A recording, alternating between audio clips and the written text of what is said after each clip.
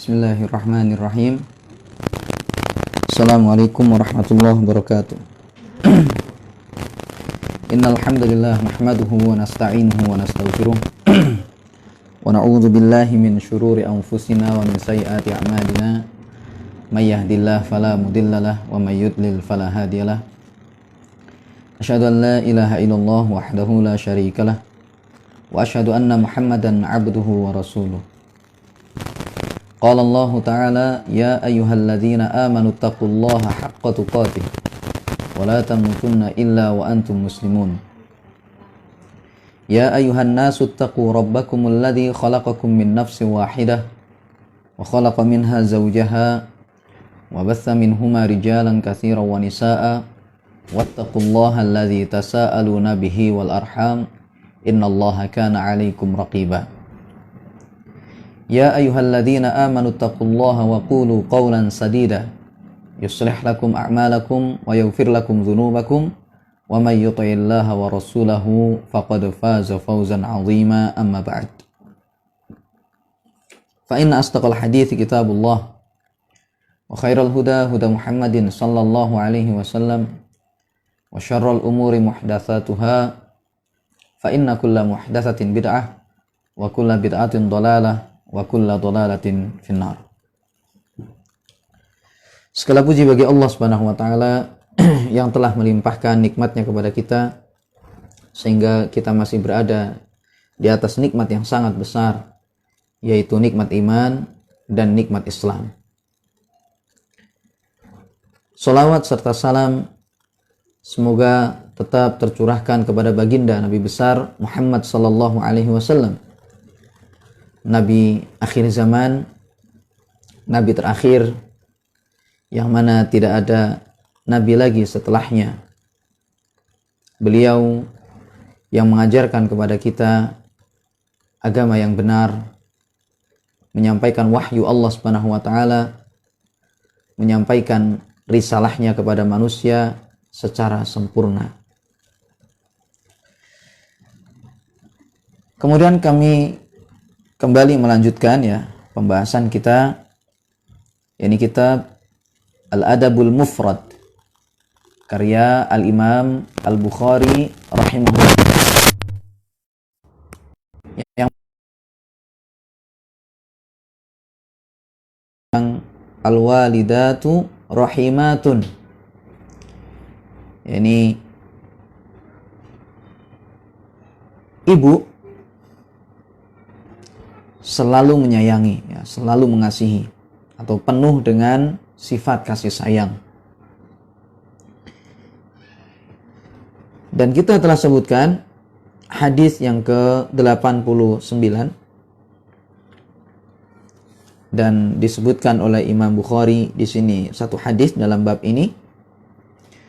Lalu di kesempatan sekarang kita akan membahas bab yang ke-50, yaitu babun ublatus sibyan, bab pembahasan tentang mencium anak-anak kecil, bab pembahasan tentang mencium anak-anak kecil.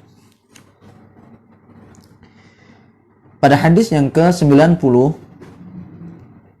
Al-Imam Al-Bukhari rahimahullah, beliau mengatakan, haddatsana Muhammad ibnu Yusuf qala haddatsana Sufyan an Hisham an Urwah an Aisyah radhiyallahu anha qalat jaa a'rabiyyun ila an-nabi sallallahu alaihi wasallam faqala atuqabbiluna sibyanakum fama nuqabbiluhum faqala an-nabiy sallallahu alaihi wasallam awa amliku laka an naza'allahu min qalbika rahmata. Kata Imam Al-Bukhari rahimahullah, telah mengajarkan kepada kami Muhammad bin Yusuf. Dia berkata, telah mengajarkan kepada kami Sufyan dari Hisham, dari Urwah, dari Aisyah radhiyallahu anha. Dia berkata, datang seorang A'rabi, yakni seorang pedalaman, ya, orang Arab Badui atau orang pedalaman Arabi datang kepada Nabi Shallallahu Alaihi Wasallam. Lalu dia mengatakan, atuqabbiluna sibyanakum? Apakah kalian mencium anak-anak kecil kalian? Fama nuqabbiluhum. Kami enggak akan mencium anak-anak kecil. Faqala Nabi sallallahu alaihi wasallam, maka Nabi sallallahu alaihi wasallam mengatakan, awa amliku laka an naza'allahu min qalbika rahmah. Kata Nabi sallallahu alaihi wasallam, apakah aku kuasa apabila Allah mencabut kasih sayang dari hatimu? Ya. Jadi ingat kata Nabi Shallallahu Alaihi Wasallam, apakah aku kuasa untuk menyelamatkanmu jika Allah mencabut kasih sayang dari hatimu? Ya. Jadi hadis ini jemaah sekalian menjelaskan tentang mencium anak kecil. Nabi Shallallahu Alaihi Wasallam mencium cucu-cucu beliau, dan itu biasa dilakukan oleh Nabi Shallallahu Alaihi Wasallam, mencium anak-anaknya. Namun ternyata ada seorang yang tidak mau mencium anaknya, yang mana yang datang kepada Nabi Shallallahu Alaihi Wasallam pada saat itu adalah seorang Arab Badui, yakni orang pedalaman. Dan sudah kita ketahui jemaah sekalian, ya, kita ketahui bersama bahwasanya biasanya sifat orang-orang pedalaman, orang-orang Arab Badui, sifat mereka itu biasanya kasar.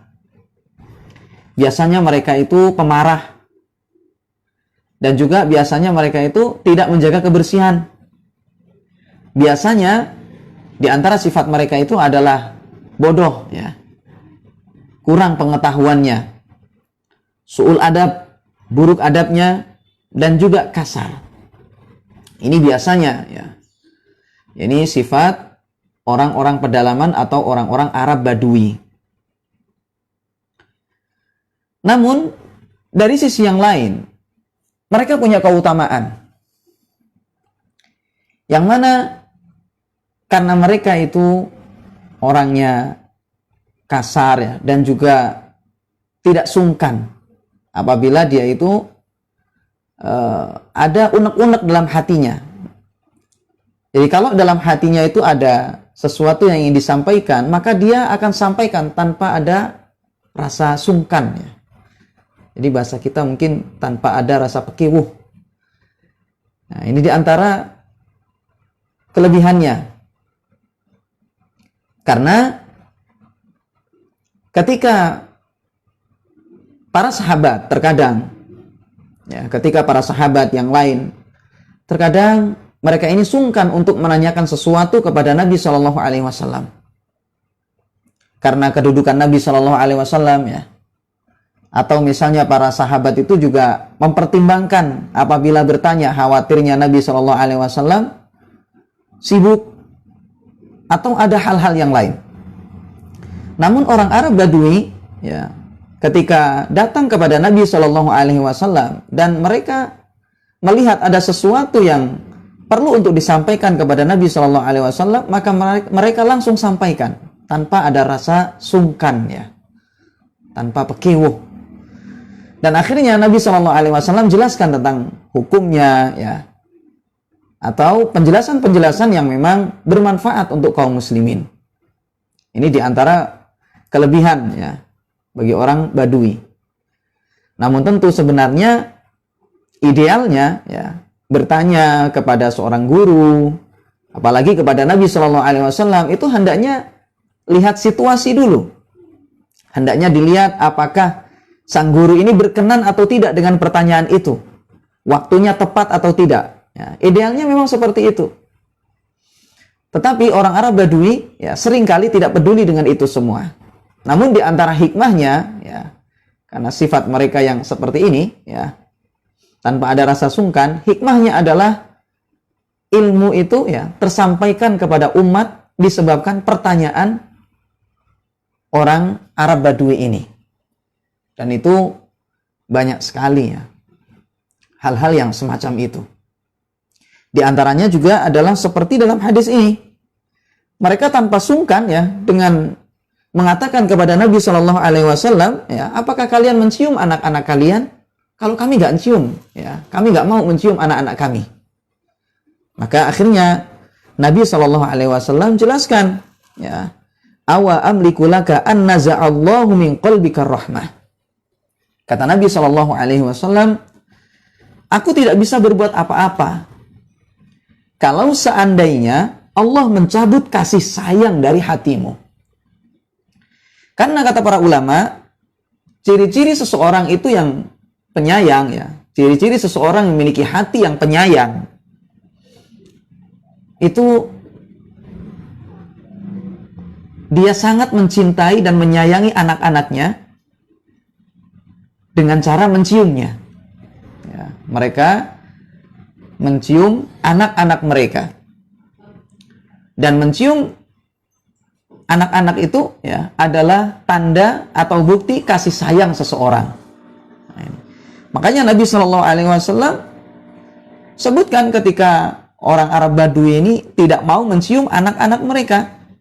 Kata Nabi Shallallahu Alaihi Wasallam, saya tidak bisa berbuat apa-apa kalau seandainya Allah mencabut kasih sayang itu dari hatimu. Artinya apa? Jangan seperti itu. Hendaknya kamu cium anak-anakmu itu. Ya. Dan itu juga untuk melembutkan hati. Serta itu juga sebagai bukti kasih sayang kita kepada anak-anak kita. Dan anak-anak kita itu, mas kalian, ya, kalau tahu bahwasanya kita itu betul-betul menyayangi mereka, ya, kita betul-betul sayang kepada mereka, cinta ya kepada mereka, maka mereka pun juga akan menyayangi kita. Dan mereka pun tentunya nanti ketika cinta kepada orang tuanya, ya, akan patuh kepada orang tuanya. Lain kalau seandainya misalnya ya kita melakukan hal-hal yang membuat anak kita benci kepada kita, maka bisa saja nanti anak kita itu menjadi orang yang benci kepada kita, menjadi anak yang durhaka, tidak patuh, atau yang semisalnya. Jadi kita tunjukkan ya cinta kita kepada anak-anak kita. Kita cium mereka, ya, kita sayangi mereka, kita perhatikan. Ya, di samping itu juga kita berikan pendidikan-pendidikan yang positif kepada mereka. Ya. Nah, ini. Jangan kita menunjukkan ya sikap kasar kepada mereka. Ya, menunjukkan bahwasanya kita berkesan sombong gitu ya, benci misalnya, ya. Jangan sampai seperti itu. Karena terkadang seseorang itu sebenarnya dia tidak benci kepada anaknya, ya, akan tetapi terkadang dia menampakkan sikap yang mengesankan bahwasanya dia itu benci kepada anaknya. Jadi ini jamaah sekalian ya, tentang hadis ini ya menunjukkan bahwasanya seseorang itu hendaknya mencium anak-anaknya sebagai bukti kasih sayang dia kepada anak-anaknya. Nah, orang Arab Badui ini ya karena sifat mereka yang memang biasanya kasar ya dan seterusnya ya, maka mereka tidak mau mencium anak-anak mereka. Namun juga jemaah sekalian, dari sisi lain termasuk keutamaan orang Arab Badui ini ya, dia memiliki keutamaan yang sangat besar yang tidak dimiliki oleh orang-orang setelahnya, yaitu mereka menjadi sahabat Nabi SAW. Mata mereka ya pernah melihat wajah Nabi SAW, Nabi yang mulia di atas muka bumi ini, Nabi yang terhormat ya, Nabi yang sangat luhur akhlaknya, sifatnya, Nabi kita SAW. Dan orang Badui ini ya menjadi sahabat Nabi SAW.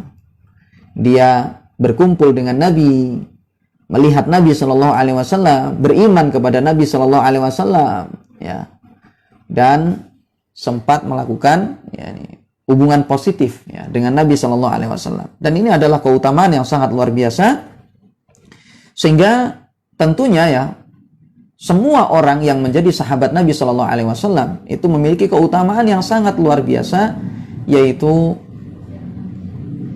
jaminannya adalah surga Allah Subhanahu Wa Taala. Allah Subhanahu Wa Taala berfirman, radhiyallahu anhum wa radu'an. Allah ridho kepada mereka, mereka pun ridho kepada Allah. Dan ini menunjukkan bahwasanya para sahabat, ya, semuanya yang beriman kepada Nabi Sallallahu Alaihi Wasallam, maka mereka dijamin surga oleh Allah Subhanahu Wa Taala karena Allah ridho kepada mereka. Baik, faedah dari hadis ini jamaah sekalian. Faedah dari hadis ini yaitu takbilul insani khadda waladihi shaghiri ala wajhihi atau ala wajhi syafaqati warahmah wal lutfi. Yaitu hadis ini menunjukkan disyariatkannya ya bagi seseorang untuk mencium pipi anaknya yang masih kecil ya. Sebagai bentuk kasih sayang ya, sebagai bentuk kasih sayang dan kelemah lembutan kepada mereka. Dan ini hendaknya kita lakukan ya. Kita tunjukkan kasih sayang kita ini kepada anak-anak kita dengan cara mencium mereka. Dan bahkan jemaah sekalian ya, disebutkan di sini sampai-sampai Imam Nawawi rahimahullah menganggap bahwasanya ini hukumnya adalah wajib ya. Sampai beliau menganggap bahwasanya ini hukumnya adalah wajib ya. Meskipun ulama yang lain mengatakan hal ini tidak sampai wajib. Namun bagaimanapun juga bahwasanya mencium anak-anak kecil ini ya, mencium anak itu adalah merupakan tanda kasih sayang orang tua kepada anaknya. Lalu faedah yang berikutnya dari hadis ini adalah mahabbatul qarabati sunnatun sawa'un kana dzakaran aw unsa. Di antara faedah dari hadis ini adalah mencintai kerabat itu adalah merupakan ajaran agama kita ya, termasuk ajaran di dalam agama kita ini baik laki-laki maupun perempuan ya. Mencintai kerabat itu adalah merupakan ajaran agama kita baik dia itu laki-laki atau perempuan. Kemudian kita masuk pada hadis yang ke-91.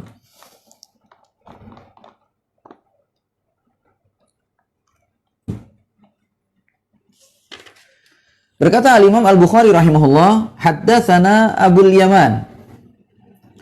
Qal akhbarana Syu'aibun 'ani Az-Zuhri qal haddatsana Abu Salamah ibnu Abdurrahman anna Aba Hurairah qala qabbala Rasulullah sallallahu alaihi wasallam Hasan bin Ali wa indahu Al-Aqra'u ibnu Habisin At-Tamimi jalisun.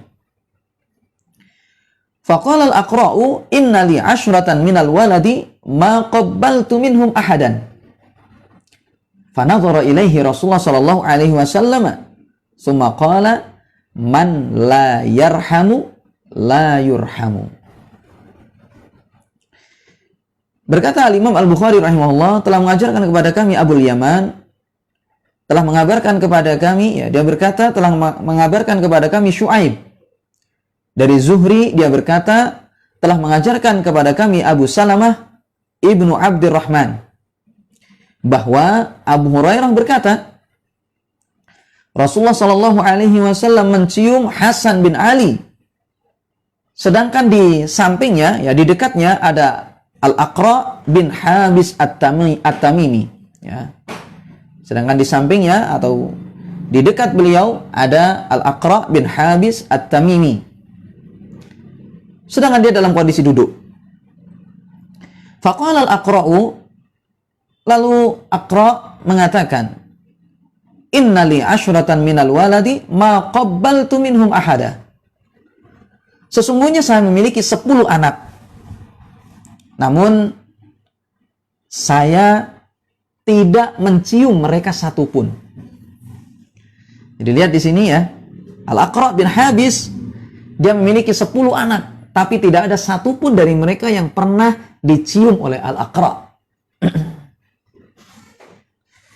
Kemudian fanadhara ilaihi Rasulullah sallallahu alaihi wasallam. Rasulullah sallallahu alaihi wasallam pun melihat kepada dia. Lalu Nabi sallallahu alaihi wasallam bersabda, "Man la yarhamu la yurhamu."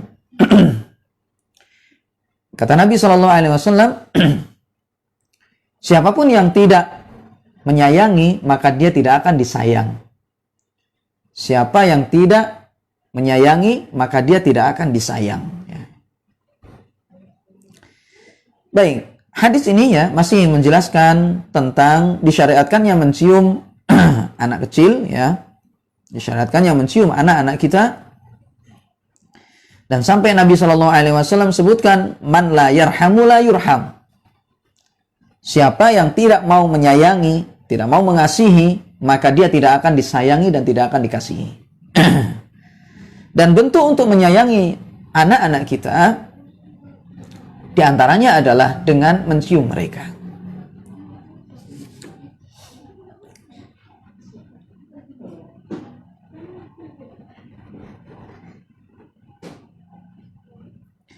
Baik, faedah dari hadis ini jemaah sekalian. Ada beberapa faedah dari hadis ini. Yang pertama diantaranya adalah takbilul waladi min ahlihi minal maharim wa ghairihim minal ajanib innama yakunu lisyafaqati warrahmah la lilladzati wala lisyahwati. Mencium anak dari keluarganya, ya, baik dari yang mahram atau yang bukan mahram. Maksudnya di sini ingat anak kecil, ya, yang masih belum balik. Hanyalah itu untuk menunjukkan kasih sayang, bukan untuk menikmati hawa nafsu. Ini harus kita bedakan jemaah sekalian, ya. Seorang mencium, ya, dengan dasar kasih sayang, ya, dengan dasar kasih sayang, bukan hawa nafsu. Adapun kalau seandainya seorang itu mencium anak-anak ini tujuannya adalah karena untuk hawa nafsunya, ya, karena untuk mengumbar dan memuaskan hawa nafsu, maka tentu ini tercela dan ini tidak dibenarkan. Namun yang kita bicarakan di sini adalah mencium anak-anak, mencium anak kecil, mencium anak kita, ya, itu sebagai bentuk rasa kasih sayang kita, bukan untuk hawa nafsu dan syahwat, ya. Ini harus kita perhatikan, ya. Kemudian faedah yang kedua dari hadis ini adalah man la yarhamun nasa bil ihsani ilaihim la yusabu birrahmati min kibalir rahmanir rahim. Di antara faedah dari hadis ini adalah bahwasanya siapapun yang tidak menyayangi orang lain dengan berbuat baik kepada mereka, maka dia tidak akan mendapatkan ganjaran berupa kasih sayang Allah. Ya, Allah tidak akan menyayangi dia ketika seseorang ini tidak mau menyayangi orang lain. Karena memang al-jaza'u min jinsil amal. Orang itu akan memperoleh balasan, ya, orang akan memperoleh balasan sesuai dengan perbuatannya, sesuai dengan jenis perbuatan yang dia lakukan. Sebagaimana seseorang ketika dia itu menyayangi orang lain, dia mencintai orang lain, dia menyayangi orang lain, dia sayang kepada sesama manusia, sesama saudara muslim pada umumnya, maka Allah pun akan menyayanginya. Jadi ingat, siapa yang menyayangi sesama saudara, sesama muslim, maka Allah akan menyayangi dia. Sebagaimana seseorang ketika dia tidak mau menyayangi orang lain, hatinya penuh dengan dengki, penuh dengan kebencian kepada orang lain, benci kepada sesama muslim, maka Allah pun akan balas. Ini Allah akan membenci dia. Allah akan murka kepada dia dan Allah tidak akan menyayangi dia. Dan jemaah sekalian, bayangkan, ya, naudzubillah min dzalik, kalau seandainya Allah sudah benci kepada seseorang, apa yang terjadi dengan orang itu? Apa yang terjadi kalau seandainya karena Allah murka kepada dia, kemudian Allah tidak memberi dia petunjuk? Apa yang terjadi kalau seandainya ketika Allah murka kepada dia, kemudian Allah buat manusia benci kepada dia semuanya? Apa yang terjadi kalau seandainya ketika Allah itu benci kepada dia, kemudian berkah hidupnya itu hilang? Naudzubillah min dzalik. Ini sangat mengerikan sekali. Kalau seandainya seseorang itu sudah dibenci oleh Allah Subhanahu wa taala, hidupnya penuh dengan kesengsaraan. Hidupnya jauh dari hidayah. Karena Allah memang tidak mau untuk memberikan petunjuk kepada dia, disebabkan dia tidak mau untuk menyayangi orang lain. Akhirnya Allah benci kepada dia. Namun ingatlah bahwasanya ketika seseorang itu menyayangi sesama muslim, menyayangi orang lain, maka Allah pun akan sayang kepada dia. Man la yarhamu la yurham. Hati-hati. Siapa yang tidak mau menyayangi orang lain, maka dia tidak akan disayang. Ini tidak akan disayang oleh Allah Subhanahu wa taala. Dan kalau seandainya Allah sudah tidak mau menyayangi seseorang, tidak mau mengasihi seseorang, maka tentunya manusia pun tidak ada yang mau menyayangi dia, kecuali kalau seandainya sayang kepada dia, maka itu pun akan menjerumuskan dia kepada sesuatu yang membinasakan. Naudzubillah min dzalik. Dan ini pentingnya kita menyayangi sesama muslim, Dan dalam bab ini khususnya adalah kepada anak-anak kita. Khususnya adalah kepada anak-anak kita.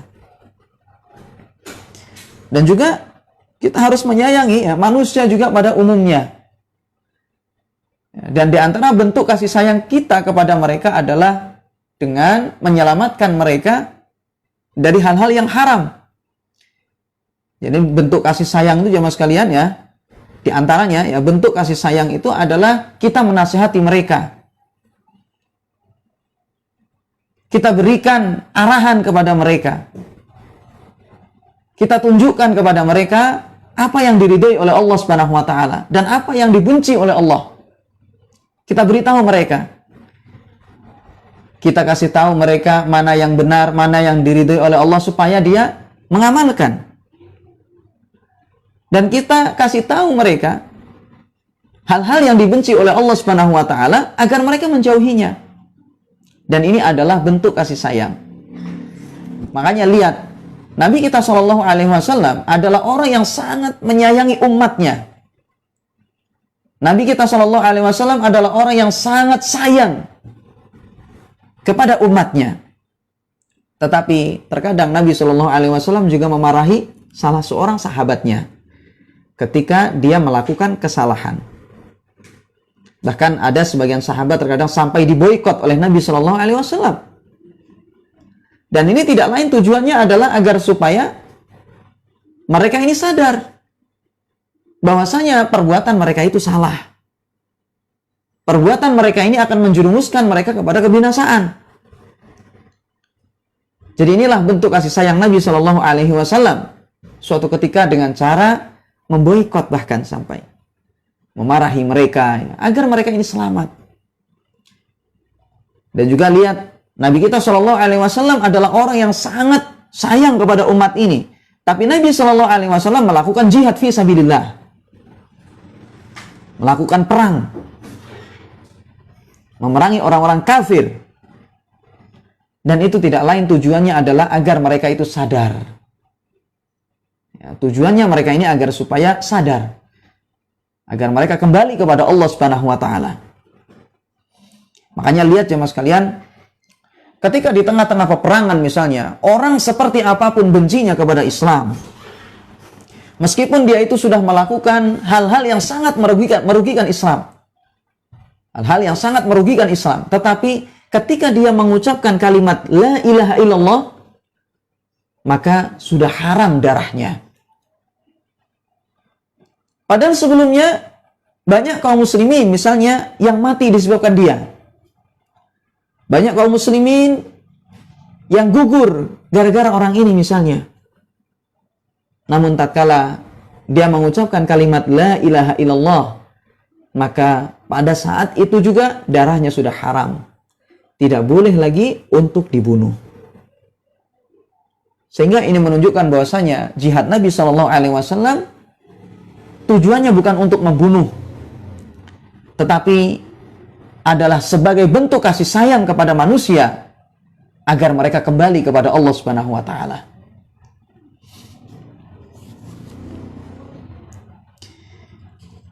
Makanya juga jemaah sekalian ya, dalam mendidik misalnya, dalam mendidik anak-anak kita, Nabi kita Shallallahu Alaihi Wasallam ajarkan. Umur 7 tahun disuruh untuk sholat, ya, disuruh untuk sholat. Kemudian diajari ini ya, dilatih. Kemudian ketika umur 10 tahun, padahal ini belum balik. Ketika umur 10 tahun disuruh untuk sholat, tetapi dia tidak mau mengerjakannya, maka Nabi Shallallahu Alaihi Wasallam perintahkan agar anak ini dipukul. Tetapi kata para ulama, maksudnya dipukul di sini bukan dengan pukulan yang sampai membuat memar, tetapi hanya sebagai bentuk pendidikan agar anak ini ya terbiasa untuk mengerjakan sholat, yang itu akan menghasilkan kebaikan ketika dia sudah balik, karena dia sudah terbiasa untuk mengerjakan sholat ya. Akhirnya dia pun tidak merasa berat ketika sudah sholat itu wajib bagi dia. Nah ini, sehingga ini jemaah sekalian ya, bentuk kasih sayang. Jadi bukan berarti bentuk kasih sayang itu ya tidak ada bentuk pendidikan semacam ini ya. Ada tetap, misalnya bahkan sampai memukul. Ya, tetapi ingat bahwasanya ini dasarnya adalah untuk pendidikan. Sebagai bentuk kasih sayang orang tua kepada anaknya ya, yaitu dengan memukul dia ya, agar dia belajar mengerjakan sholat ya, berlatih untuk mengerjakan sholat.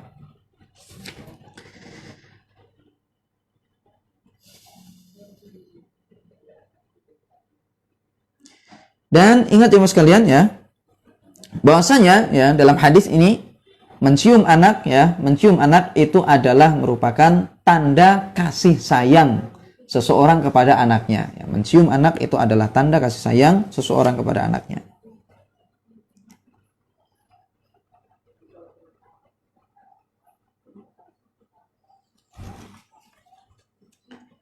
Kemudian juga di antara faedah dari hadis ini adalah betapa indahnya Islam ya.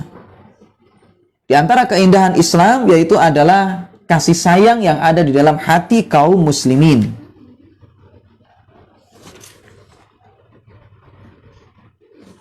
Jadi ingat bahwasanya kaum muslimin ya, dalam hatinya itu penuh dengan kasih sayang kepada sesamanya.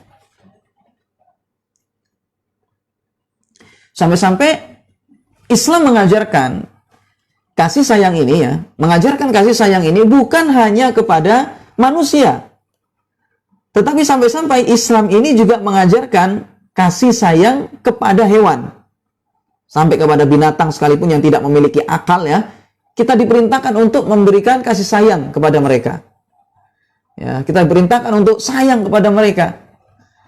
Makanya lihat jemaah sekalian, dalam suatu hadis yang mana ketika seorang pelacur dia itu menemui seekor anjing.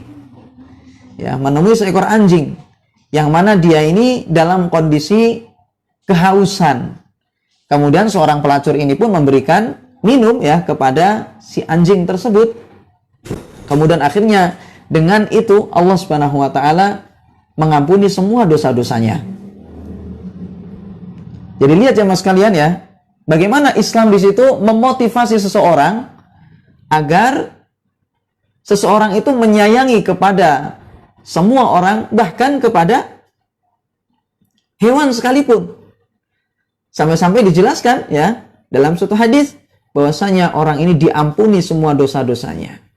Padahal dia adalah seorang pelacur, cuma gara-gara ngasih minum seekor anjing yang kehausan. Makanya ya, dalam suatu hadisnya yaitu Nabi SAW bersabda, fi kulli dzati kabidin rotbatin ajrun. Pada setiap hewan yang hidup ada kesempatan mendapatkan pahala disebabkan dia. Ya, pada setiap binatang yang masih hidup maka ada kesempatan untuk memperoleh pahala disebabkan dia. Ini diantaranya adalah seperti pelacur tadi itu yang memberikan minum kepada seekor anjing yang kehausan, yang dengan itu semua dosanya diampuni oleh Allah Subhanahu wa taala.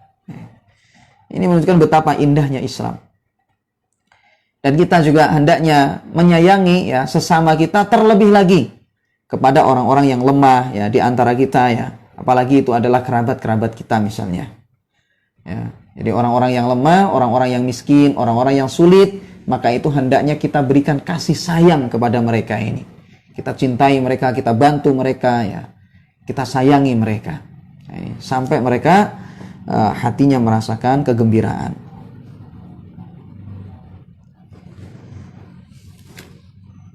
Baik, kemudian hadis berikutnya.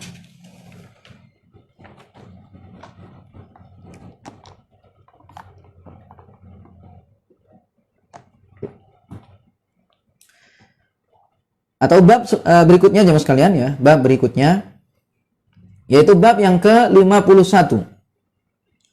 Babun adabul walidi wa birruhu liwaladihi. Bab pembahasan tentang etika adab orang tua dan berbuat baiknya orang tua kepada anaknya. Jadi ingat di sini babnya adalah etika atau adab orang tua kepada anaknya dan berbuat baiknya orang tua kepada sang anak. Sehingga ini menunjukkan betapa mulianya Islam, betapa indahnya, betapa sempurnanya agama kita ini jemaah sekalian, yang mana Islam mengajarkan bagaimana orang tua itu menyayangi anaknya dan berbuat baik kepadanya. Bagaimana sih etika orang tua kepada anaknya?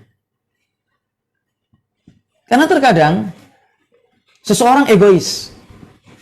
Dia ingin anaknya itu berbakti kepada dia, ingin anaknya itu sayang kepada dia, tetapi dia tidak mau menyayangi anaknya. Dia tidak mau berbuat baik kepada anaknya.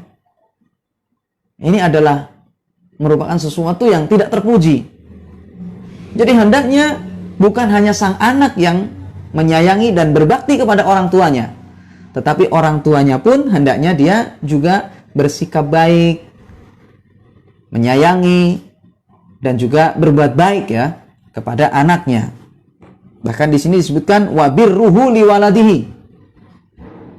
Bir itu artinya adalah berbuat kebajikan dan bahkan dikatakan berbakti gitu ya. Jadi bukan hanya sang anak yang berbakti kepada orang tua, tetapi orang tua pun juga berbakti kepada anaknya. Baik, sebutkan di sini jemaah sekalian pada hadis yang ke-92.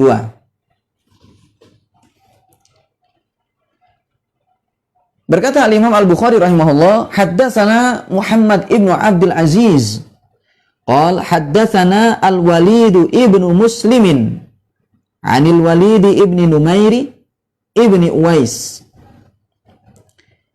Annahu sami'a abahu yaqul, kanu yaquluna as-salahu minallahi wal adabu minal abai. Telah mengajarkan kepada kami Muhammad bin Abdul Aziz, dia berkata telah mengajarkan kepada kami Al-Walid bin Muslim dari Al-Walid bin Numair bin Uwais, bahwasanya dia mendengar ayahnya berkata, kanu yaqulun, orang-orang dahulu mereka mengatakan as-salahu minallah, kesolihan itu adalah dari Allah, wal adabu minal abai, sedangkan adab itu dari orang tua. Kesolehan itu dari Allah dan adab atau etika itu dari orang tua.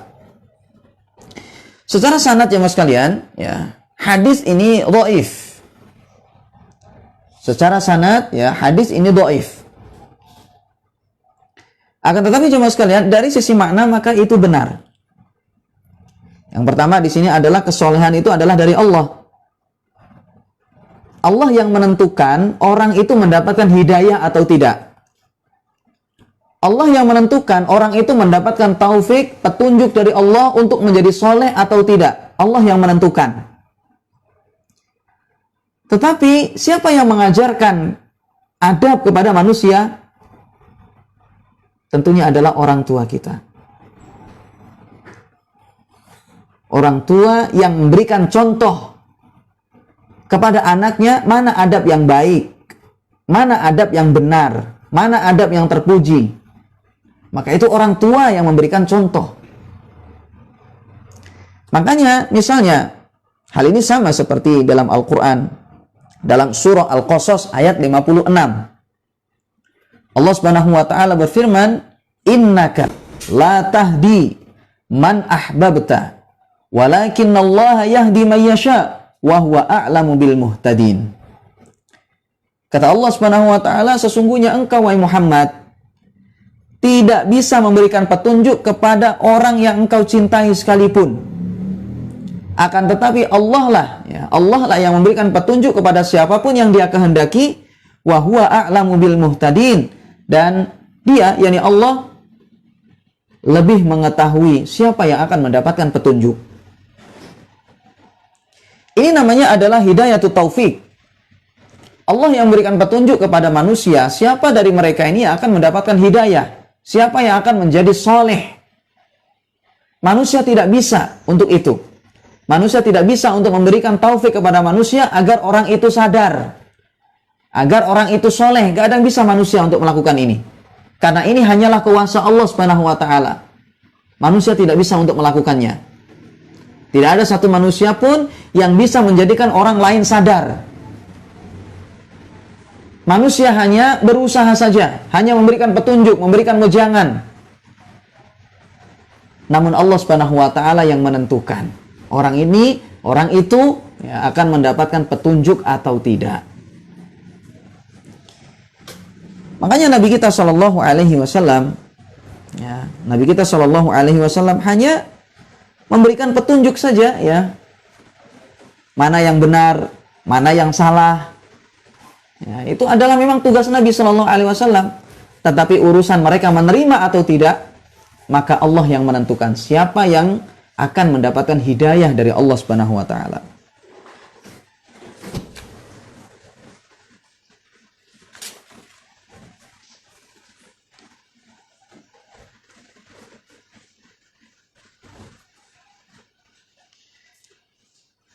Baik.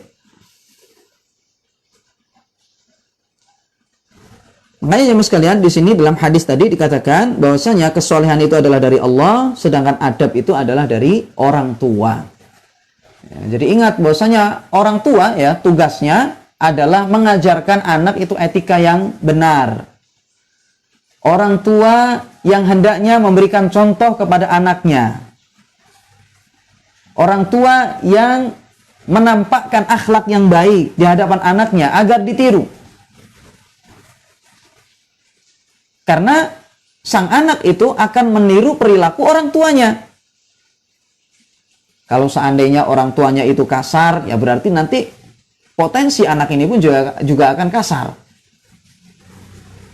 Kalau orang tua misalnya suka marah, maka potensi sang anak ini pun juga akan suka marah. Kalau misalnya sang orang tua, ya, orang tua ini tidak memiliki etika yang baik, maka potensi anaknya pun tidak memiliki etika yang baik.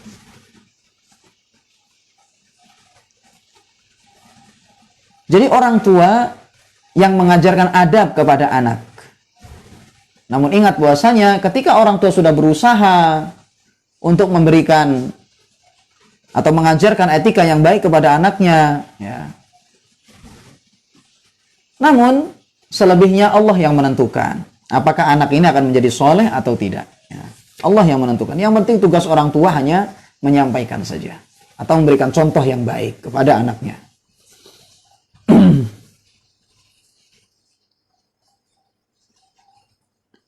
Baik, hadis berikutnya.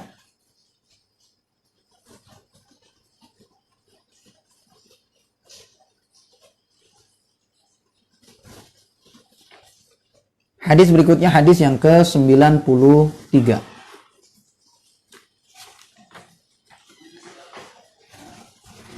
Pada hadis yang ke-93, Al-Imam Al-Bukhari rahimahullah mengatakan, Haddatsana Muhammad ibnu Salam qala akhbarana Abdul A'la ibnu Abdul A'la Al-Qurashi an Dawud ibni Abi Hindin an Amirin anna Nu'mana ibn Bashirin haddathahu anna abahu intalaqa bihi ila Rasulillah sallallahu alaihi wasallam yahmiluhu faqala ya Rasulullah inni ushiduka anni qad nahaltu Nu'mana kadza wa kadza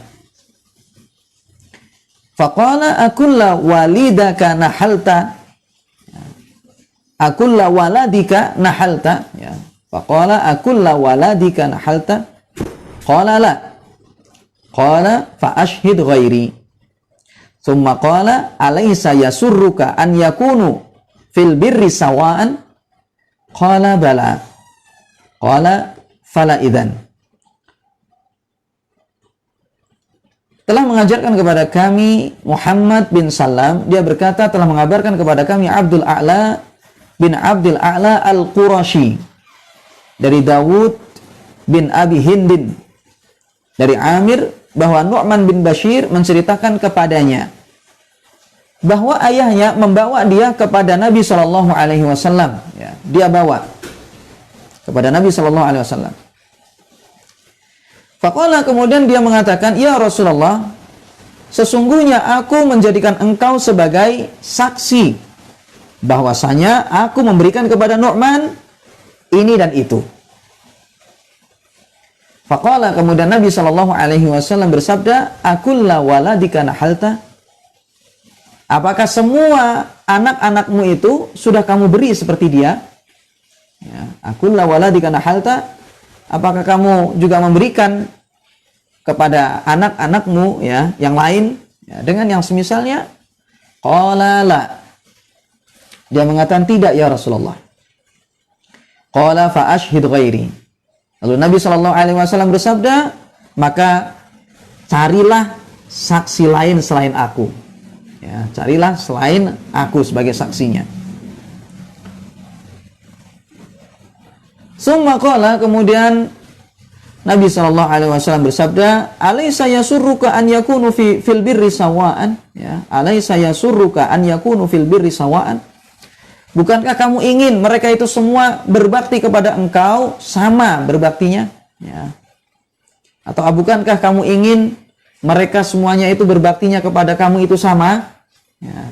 Bukankah kamu ingin mereka itu semuanya berbaktinya kepada engkau itu sama? Qala bala. Ya, kata dia, tentu ya Rasulullah. Qala fala idzan. Lalu Nabi Shallallahu Alaihi Wasallam mengatakan, fala idzan, kalau gitu jangan seperti itu. Qala Abu Abdillah Al-Bukhari, laisa syahadatu minan Nabi Shallallahu Alaihi Wasallam rukhsatan. Ya, Abu Abdillah Al-Bukhari, ini Imam Bukhari mengatakan, ya, Abu Abdillah ya Al-Bukhari mengatakan, laisa syahadatu minan Nabi Sallallahu Alaihi Wasallam rukhsatan. Jadi maksudnya kalimat itu adalah tidaklah difahami dari sabda Nabi Sallallahu Alaihi Wasallam, carilah saksi lain selain aku, itu adalah rukhsah bagi Nabi Sallallahu Alaihi Wasallam kepada ayahnya Nu'man ini untuk melakukan apa yang dia lakukan. Wa inna ma fiha at-tahdhiru minal amri, ya, kata para ulama, maksudnya adalah hanya saja perkataan Nabi Shallallahu Alaihi Wasallam ini adalah peringatan dari perbuatan yang dilakukan oleh Abu Nu'man, ini ayahnya Nu'man tadi. Ini agar Abu Nu'man tidak melakukan apa yang dia lakukan. Baik, inti dari hadis ini jemaah sekalian, inti dari hadis ini adalah ayahnya Nu'man datang kepada Nabi Shallallahu Alaihi Wasallam. Dia ingin Nabi Shallallahu Alaihi Wasallam menjadi saksi bahwasanya dia telah memberikan sesuatu kepada Nu'man. Ini dijelaskan di situ ya, ini dan itu. Ini beberapa hal atau sesuatu atau hal-hal tertentu ya yang diberikan kepada Nu'man ini dijelaskan, diceritakan kepada Nabi Shallallahu Alaihi Wasallam. Dan dia ingin Nabi Shallallahu Alaihi Wasallam menjadi saksinya. Namun lihatlah Nabi Shallallahu Alaihi Wasallam, ternyata beliau bertanya, akulla waladika nahalta, apakah kamu memberikan hal yang demikian itu juga kepada anak-anakmu yang lain? Dan ini jemaah sekalian ya, sebagai faedah di sini betapa luhurnya akhlak Nabi Shallallahu Alaihi Wasallam. Rasulullah Shallallahu Alaihi Wasallam tidak langsung menegur ketika melihat sahabatnya yang diperkirakan salah, tetapi Nabi Shallallahu Alaihi Wasallam bertanya terlebih dahulu meminta penjelasan. Makanya dikatakan oleh para ulama, al-istifsaru qoblal ingkar. Kaidah dalam masalah ingkarul munkar ya adalah al-istifsar terlebih dahulu, yaitu hendaknya dia minta penjelasan terlebih dahulu kenapa dia melakukan perbuatan itu. Karena orang melakukan perbuatan itu punya alasan-alasan tertentu yang kadang bisa diterima alasannya. Makanya Nabi Shallallahu Alaihi Wasallam ya, tidak langsung menegurnya, tetapi bertanya terlebih dahulu. Al-istifsar qoblal ingkar, yakni minta penjelasan terlebih dahulu sebelum mengingkari. Ya, meminta penjelasan terlebih dahulu sebelum mengingkari. Baik, ketika Nabi Shallallahu Alaihi Wasallam bertanya kepada Abu Nu'man, apakah semua anak-anakmu kamu kasih seperti itu? Kemudian Abu Nu'man pun jelaskan bahwasanya beliau tidak melakukannya, yakni tidak memberikan semua anaknya sama seperti itu. Maka Nabi Shallallahu Alaihi Wasallam kemudian tidak mau menjadi saksi atas perbuatan Abu Nu'man ini. Ya, Nabi kita Shallallahu Alaihi Wasallam tidak mau menjadi saksi atas perbuatan Nu'man ini. Bahkan beliau meminta ya agar orang lain saja yang jadikan saksi. Ini jangan Nabi Shallallahu Alaihi Wasallam.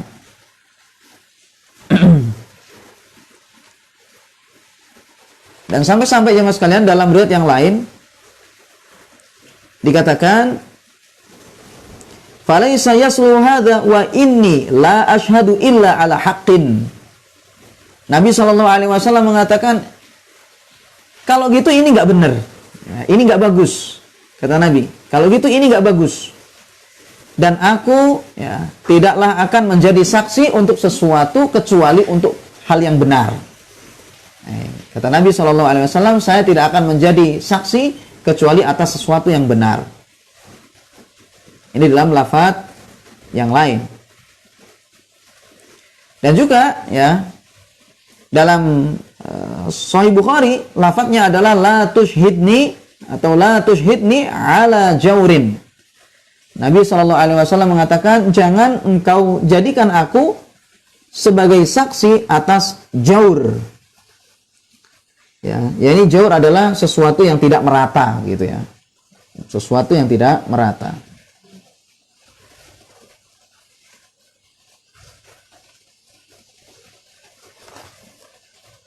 Baik.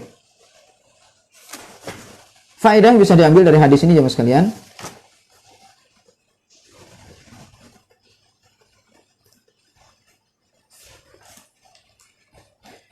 Yang pertama di antara faedah dari hadis ini adalah istihbabut ta'lifi bainal ikhwah. Disunnahkan untuk melakukan taklif antara sesama saudara muslim. Ya, taklif yaitu adalah sesuatu yang melunakkan hati. Ya, melakukan taklif. Disunnahkan untuk melakukan taklif, ini sesuatu yang melunakkan hati sesama kaum muslimin. Sesama saudara seiman.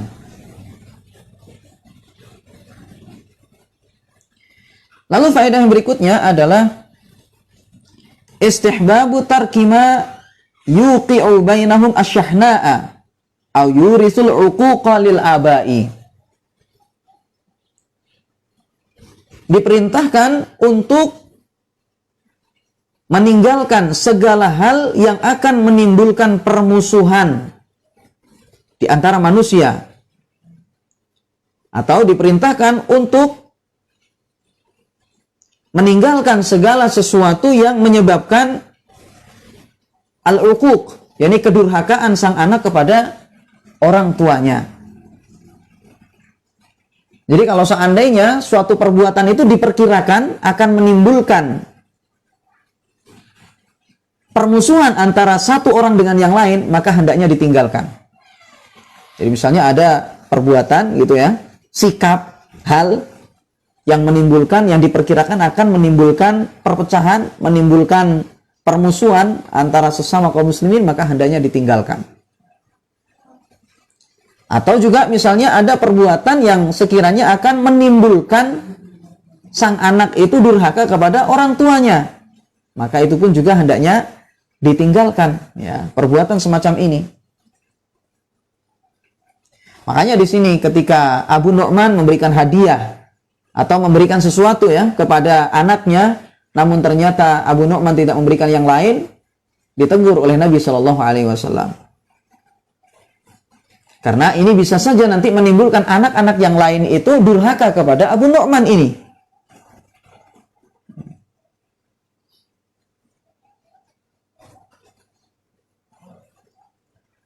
Lalu faedah yang ketiga,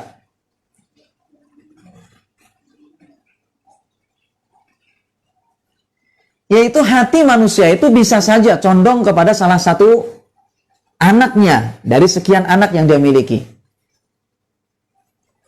Bisa saja ya, sang ayah, ibu misalnya lebih cenderung, lebih condong kepada anak tertentu dari sekian anak-anaknya. Itu bisa saja. Dan ini dimaafkan. Kecenderungan hati kepada salah satu anak dari sekian anak tadi.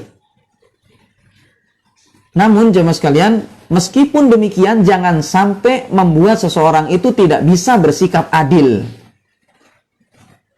Kalau masalah kecenderungan hati ya, kalau masalah kecenderungan hati kepada salah seorang anak atau kepada salah satu anak, maka itu adalah sesuatu yang wajar. Manusia nggak akan bisa lepas dari hal ini.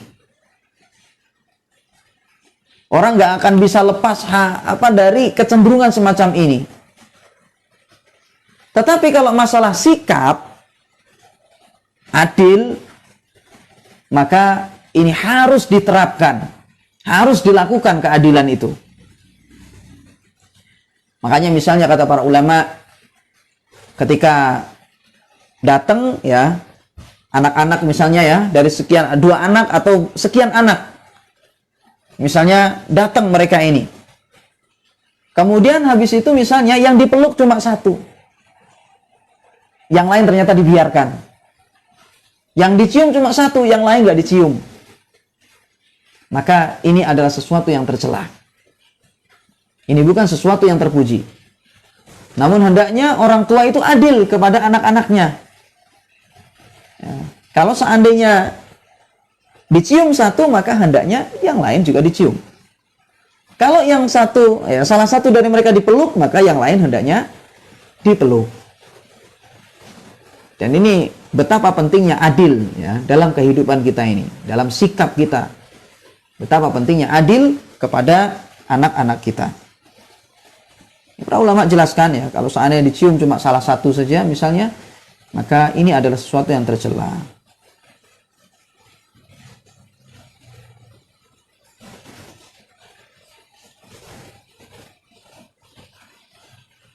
Dan para ulama jelaskan jemaah sekalian, bahwasanya adil itu adalah wajib. Para ulama sebutkan bahwasanya adil kepada anak-anak kita itu hukumnya adalah wajib. Makanya Nabi Shallallahu Alaihi Wasallam bersabda, "I'dilu baina auladikum fil atiyah." Kata Nabi Shallallahu Alaihi Wasallam dalam suatu hadis yang diriwayatkan oleh Imam Bukhari secara muallaq, "I'dilu baina auladikum fil atiyah." Bersikap adillah kalian kepada anak-anak kalian dalam hal pemberian. Ya, ketika memberikan sesuatu, bersikap adillah. Dan juga Nabi kita Shallallahu Alaihi Wasallam bersabda ya, dalam hadis yang diriwayatkan oleh Imam Bukhari pula, "Fattaqullaha wa'dilu baina auladikum." Bertakwalah kalian kepada Allah dan adillah kalian kepada anak-anak kalian. Jadi orang tua wajib bagi dia untuk bersikap adil kepada anak-anaknya. Dan adil itu adalah kata para ulama, i'ta'u kulli dzi haqqin haqqahu. Adil itu adalah memberikan hak kepada siapa yang berhak untuk mendapatkannya. Ya, memberikan hak kepada orang yang berhak untuk mendapatkannya.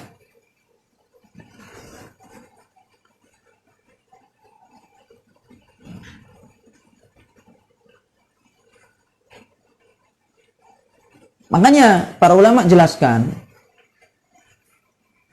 atau para ulama beda pendapat, yakni tentang apakah memberi itu harus sama rata. Ya, jadi ulama di situ beda pendapat.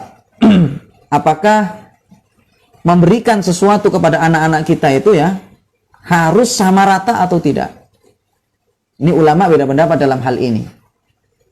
Ada yang mengatakan harus sama. Ya, jadi kalau seandainya satu anak dikasih 100.000, maka yang lain harus 100.000. Dan ada yang mengatakan bahwasanya memberi anak itu seperti dalam membagi waris. Ya, memberi anak itu sama seperti memberi waris. Ini menurut sebagian ulama.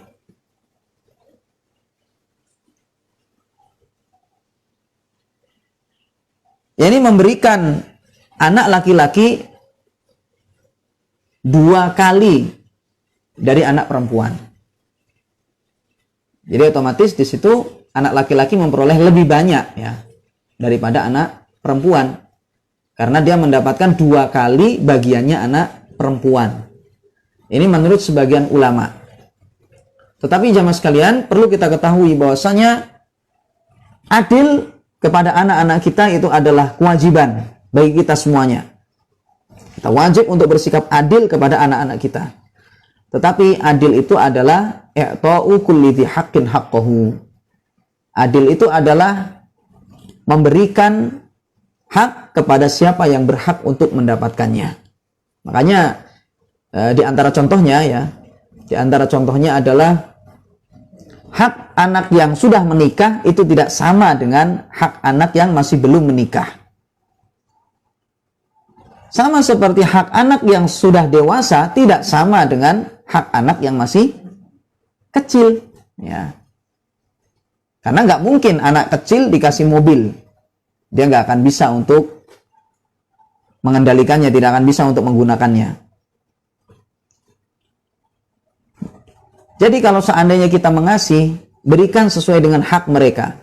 Dan tentunya anak yang sudah menikah, berkeluarga misalnya, maka haknya lebih banyak dibandingkan dengan anak yang masih belum menikah atau anak yang masih kecil. Misalnya ya, ini misal kalau seandainya orang tua ingin ngasih uang ya kepada anaknya, maka kalau untuk yang menikah misalnya, misal ini contoh saja 100.000 atau misalnya 500.000 karena sudah berkeluarga.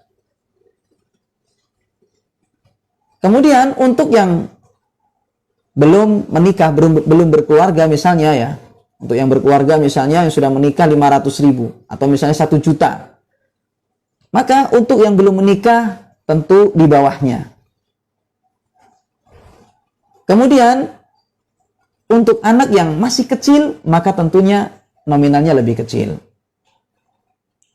Karena anak kecil ya, kalau misalnya dikasih uang segitu misalnya 1.500.000 ya tentunya dia tidak akan bisa untuk memanfaatkannya dengan baik. Nah ini diantara bentuk adil. Tetapi ingat, adil itu adalah wajib. Kalau seandainya anaknya semua umurannya sama, maka hendaknya diberikan sesuai dengan hak mereka masing-masing. Dan itu bisa saja ya harus sama. Dan intinya adalah harus adil sesuai dengan hak mereka masing-masing. Jadi nggak boleh seseorang ya condong kepada salah satunya, kemudian yang satunya diberi, yang satunya nggak dikasih. Yang satunya diberi, yang satunya nggak diberi. Gak boleh seperti ini. Ya, jadi harus adil itu diterapkan. Allah Ta'ala alam. Baik jemaah sekalian ya, itu kurang lebih yang bisa kita sampaikan pada kesempatan ini tentang pembahasan bab yang ke 51 ya. Insyaallah pada kesempatan berikutnya kita akan membahas bab yang ke 52, yaitu tentang birrul abi li waladihi. Ini berbaktinya sang ayah kepada anaknya. Ya, jadi bukan hanya anak saja yang berbakti kepada ayahnya, tetapi ayah juga berbakti kepada anaknya. Insyaallah akan kita lanjutkan pada kesempatan berikutnya. Wallahu ta'ala alam. Wassallallahu ala nabiyina Muhammad wa ala alihi wasallam. Subhanakallahumma bihamdika asyhadu an la ilaha illa anta astaghfiruka wa atubu ilaik. Assalamualaikum warahmatullahi wabarakatuh.